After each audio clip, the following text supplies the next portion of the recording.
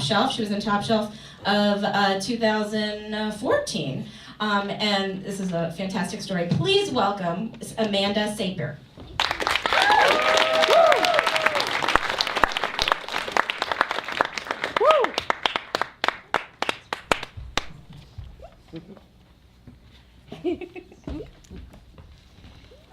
A gorgeous, buxom, southern bombshell tore through my heart like a coastal storm called Lisa. We were an I can't, but I love you, but I can't kind of story. Like, I can't, but do you want to come over and watch another episode of the Golden Girls and maybe sleep over? And like, I really shouldn't, but I do love the Golden Girls and your bed kind of 2-year story. So when the last I can't fell from her lips to my ears, I was heartbroken and licking my wounds on a Saturday afternoon when Shyrus called. Shyrus was a veterinary technician, and she'd heard that Lisa and I split, so she called to ask me on a date to the Pima County Animal Control Center, the dog pound. Vet tech's idea of high romance. And I said, look, I work full time, I'm a student full time, I have a cat, I am in no shape to be adding a member of my family.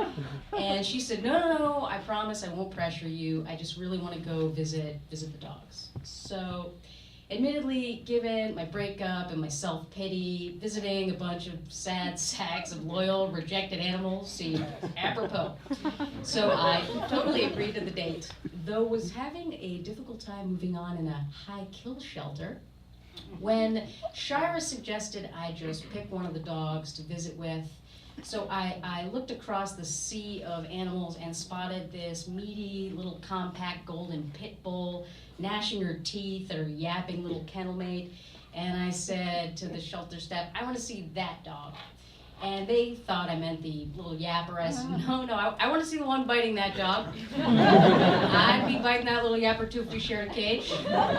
So the shelter staff brought the dog they called Baby and me out to the visiting area. And Baby walked right up to me and then just flopped down on the ground and showed me her piglet pink little belly. And I said, now that's this dog's nature.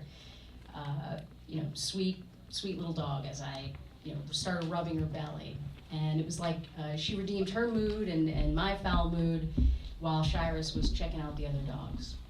Now, Shyrus preferred the little yapper to Baby, so naturally our incompatibility was sealed. And we parted ways for the day. And the following day, I knew that Lisa was out with somebody else, so I was miserable, and my mind wandered back to the dog pound and the loyal, rejected animals who had done everything they could to please their girlfriend, Master. Guess Master would be work for both, that's fine. So I decided to go back and visit her one more time. I walked into the shelter.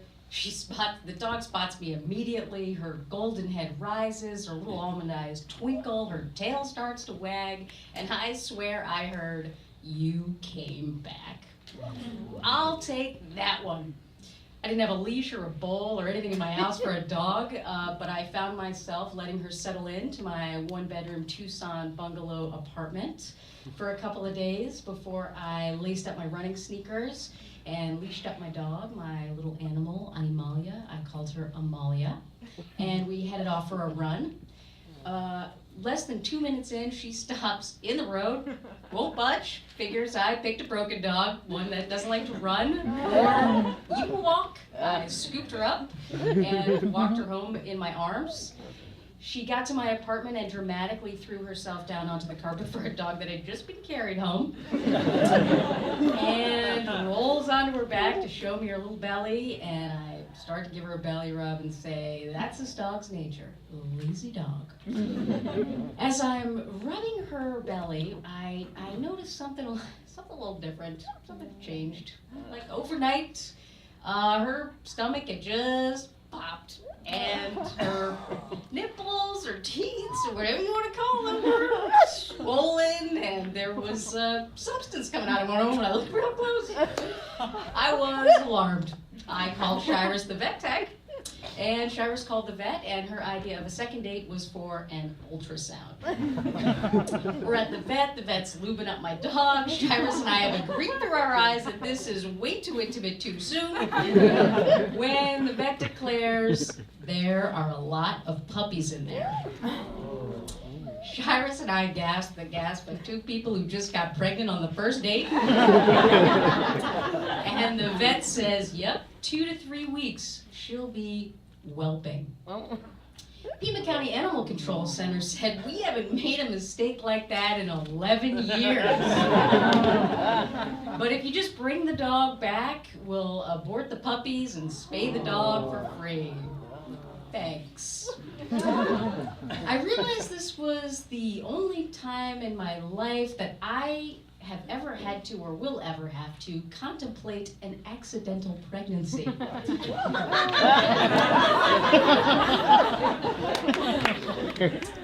Thank you, Vijay. Fortunately, I heard Madonna's Papa Don't Preach at just the right moment and decided I'm in trouble deep and I'm keeping my babies. In a relationship of convenience with the vet tech, who happened to be a lovely person who felt really guilty about this pregnancy, she helped me to construct a whelping bed, which is a kiddie swimming pool lined with blankets. I picked up what to expect when you're whelping. And when Lisa heard that I was having babies without her, she ditched her fling, called me up, asked to be the doula, and we started watching the Golden Girls again. And it was a summer pregnancy in July, Tucson, which was only relieved by what Arizonans call a swamp cooler. Anybody know what a swamp cooler is? Oh yeah, oh yeah. It uses condensation in the air to create a cool air in the desert. There's no condensation in the air, so it was pretty hot. And Lisa's interpretation of a doula was to bring a pint of vanilla ice cream and give Amalia a tablespoon while we polished off the rest. And when the big day came, I left my job, I came home to check on Amalia and found her panting in my laundry basket of clean laundry, adjacent to the perfectly and meticulously crafted whelping bed.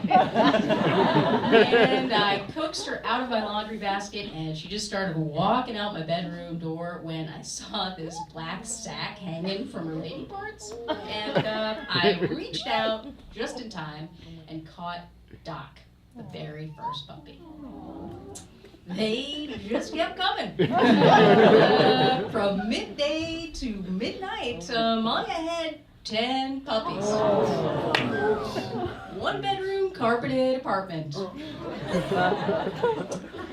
Lisa helped me name all the puppies after old-timey country singers. Lisa's an old-timey country singer, and so she was brilliant. So we had Doc, Dolly Carleen, Vernon, Loretta, Winona. I'm cheating because you try and have 10 kids all in one night. Remember all their names?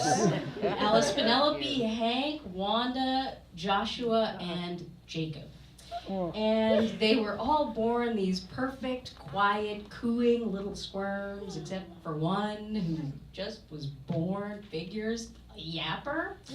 Not out of pain, more out of opinions. Like, and the dog was also appeared to be the runt of the litter. Like, it's cold. What am I gonna eat? Where is she? And I said, Lisa, we got a talker here. And Lisa said that one has to be named after Wanda. Has to be named Wanda, after the iconic, twangy diva of rockabilly, Wanda Jackson. And so it was. Now, my lease did not account for more than 40 legs under one roof, so I had to conceal their damage and really contain them in my apartment. because when I would come home to check on them, after about a week, they were getting big enough to climb out of a little puppy pool. So now when I came home, I just saw all these escapees littering my apartment like little passed out pork chops everywhere. So I realized the kind of problem I had on my hands. So I went out and got some wood and some chicken wire to construct this kind of monstrosity over the only tiled area in my apartment. But you know, after a couple weeks, their fat little paws would just wedge themselves inside the chicken wire, and they'd just throw themselves over the side of it. So now when I came home, when I turned, put the key into the door, I could already hear all of them sniffing on the other side of the door. Everybody got out, just waiting for me to come home. So when I threw the door open, all I saw were their frenetically wagging tails, and just beyond their tails, just pulls and pulls of shit. So, puppies poop 6 times a day, times all those puppies and Amalia's postpartum diarrhea situation. Yeah, flies, a lot of flies, and my landlord evicted me. Then I had to call his mom to convince her to convince him to unevict me. Then we just sort of mutually decided I needed a bigger place. So I shelled out more money than I could afford on a house with a yard for all of us, and a couple $1,000 in vet bills to spay and neuter and vaccinate all of them, and pay for background checks of anybody who wanted to consider taking home one of my children. And it took me about a year to find homes for all the puppies, except for one. Flashback to a couple of days after all the dogs were born. And Lisa had finally had an opportunity to flip over all the dogs, and she said, "Amanda, Wanda has a penis and no toes." Okay. Turns out Wanda had a bunch of congenital defects. His penis was not one of them. That was just a surprise. But he had a front paw with no toes, just a foot pad. We call it his Magic Wanda. And he had a bottom jaw that is about 1 inch shorter than normal, and he's got an obscenely long tongue that hangs out of his mouth at all times, about 6 to 8 inches. And he's got a fin growing in the center of his forehead. And the more I describe him, the more I realize he kind of sounds like myself, which is cool. But yeah, so he also had this kind of twang that turned into an operatic every time I left the house. My neighbors thought I was torturing babies, or every time. So, and he could hear me as soon as I walked into my apartment door. Before I'd even walked the 3 flights up, I could hear it start, and I could hear him using his special paw to smack on the door, also waiting for me to get home. And when I threw open the door, his eyes just like his mama's, "You came back." And it turns out Wanda picked me. He kept me. And the way it went, all I really needed to weather the storm of a broken heart was unexpected pregnancy, motherhood, puppy love, and a lot more episodes of The Golden Girls. Thank you.